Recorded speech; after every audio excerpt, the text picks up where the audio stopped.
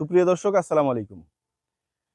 আপনাদের জন্য আহ শীতকালীন উপহার বলতে পারেন।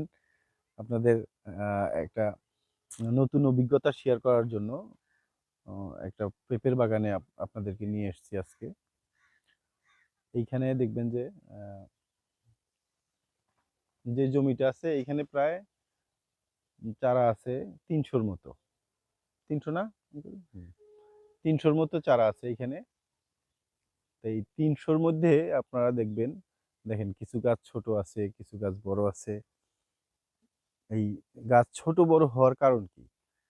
যখন এই গাছগুলো লাগিয়েছে ওনারা, তখন কিন্তু গাছ এরকম ছোট বড় ছিল না। প্রায় সব একই লেভেলের চারা ছিল। একই বয়সের চারা এবং চারার সাইজটাও ওই সময় একই ছিল।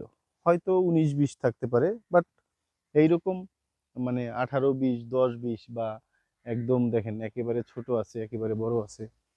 এরকম আপ ডাউন আছে। আপ ডাউন হওয়ার কারণ আমরা সবসময় পরামর্শ দিয়ে থাকি যে আপনারা যেইখানেই লাগান না কেন জমিটা আগে সমান করে নেবেন। সমান করে নিলে পানি দেওয়ার সময় দেখবেন যে এক জায়গায় বেশি পানি আর এক জায়গায় কম পানি, এইটা হবে না। আপনি দেখেন খাবার দিচ্ছেন গাছকে, হয়তো প্রথম ২ মাস আপনি রিং করে একটা গাছের জন্য যতটুকু খাবার প্রয়োজন ততটুকু দিলেন। ২ মাস পরে গিয়ে তখন তো আর রিং করা যাবে না, শিকড় বড় হয়ে যাবে। ওই সময় খাবারটা আপনাকে ছিটিয়ে দিতে হবে। তো ওনারা জমিটা প্রথমে প্রস্তুত করার সময় সমান করেনি। একটা পরিত্যক্ত জমি ছিল। পরিত্যক্ত জমিটাকে এখন দেখেন ওনারা পরিশ্রম করে মোটামুটি যতটুকু পারছেন পরিশ্রম করে এখন এখানে আবাদি জমি বানিয়ে ফেলছে। উম, প্রথমে ভেবেছিলাম যে নিচের জায়গাটাতে ছায়া থাকার কারণে হয়তো গাছ খুব একটা ভালো হবে না। তো ওই একেবারে বাঁশের নিচে যেইগুলো আছে এইগুলোতে হয়তো একটু সমস্যা আছে। আর এই যে এই পাশের মাটিটা হলো একদম বালি মাটি। রস না থাকার কারণে গাছগুলোও বাড়তে পারেনি। প্রিয় বন্ধুগণ, আপনাদের একটু সমস্যা দেখাই। ভাই এইদিকে একটু দেখান। এই যে এই গাছটা রস মাটিতে রস কম থাকার কারণে দেখেন এটা হলো উম, পাতাগুলো কেমন হয়ে গেছে, কুঁকড়ে গেছে। হয়তো এখনো এটা ঠিক করা সম্ভব। একটু পরিচর্যা করলে, এটার আলাদা একটু যত্ন নিলে হয়তো এটা ঠিক হয়ে যাবে। তো বাকি গাছগুলো মোটামুটি ঠিক আছে। গাছের বয়স প্রায় ২.৫ মাস হয়ে গেছে। তো অলরেডি গাছে কিন্তু ফল চলে আসছে। ফল চলে আসছে, এটাই ফুল আছে। ওই পাশে একটা গাছে দেখলাম ফল আছে। ফল দেখেছেন ভাই? ওই যে ওই গাছে ফল আছে দেখেন। বেশ কিছু গাছে ফল চলে আসছে এবং প্রত্যেকটা গাছেই ফুল আছে। তা আমরা আপনাদের অনেক সময় বলি যে অনেকেই জিজ্ঞেস করেন যে ভাই পুরুষ কেমন হয়, মহিলা কেমন হয়? তা আমরা বলে দিই যে ভাই আসলে পুরুষ হয় না। এইগুলা এই গাছগুলোতে পুরুষ হয় না, ম্যাক্সিমামই মহিলা হয়। তো এই যে দেখেন যতগুলো গাছ আছে মোটামুটি সব গাছে ফুল চলে আসছে। এই যে ফলও চলে আসছে। তা ২.৫ মাস ৩ মাসের ভিতরে আমরা বলে থাকি যে যারা শীতকালে না, শীতের আগে এবং শীতের পরে যারা রোপণ করেন পেঁপের চারা, এইটা হলো ২.৫ থেকে ৩ মাস,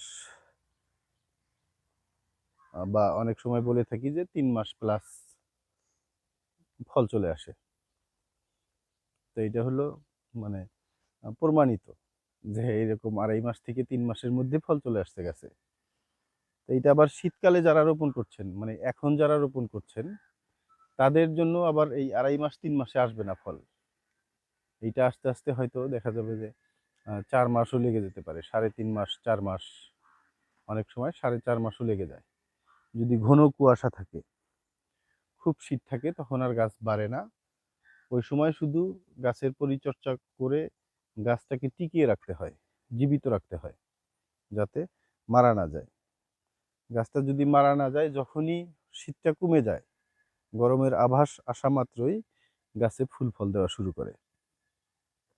তো প্রিয় বন্ধুগণ, আপনাদের সাথে যেই আলোচনাটা শুরু করেছিলাম, জমিটা যদি আপনারা ভালোভাবে প্রস্তুত করেন, মানে এই জমিটাই যদি হলো প্রথম থেকেই যদি সমান রাখতো, মানে পুরো জমিটা যদি সমতল থাকতো, তাহলে এই যে পানি দেওয়ার সময় বা পরিচর্যার সময় যখন সেচ দিছে, সেচটা যদি একরকম হতো, তাহলে এই গাছগুলো আপ ডাউন হতো না।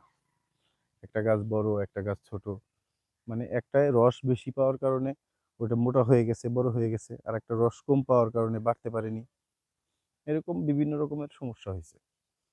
আপনি দেখেন অনেক গাছের গোড়া এখনো ভেজা আছে, আবার কিছু গাছের গোড়া একদম সাদা হয়ে গেছে, শুকিয়ে গেছে, মানে রস নেই। এই এই জন্য যদি আপনারা চাষাবাদ করতে যান, অবশ্যই পরিচর্যাটা কিভাবে করতে হবে এটা আগে জেনে রাখা উচিত।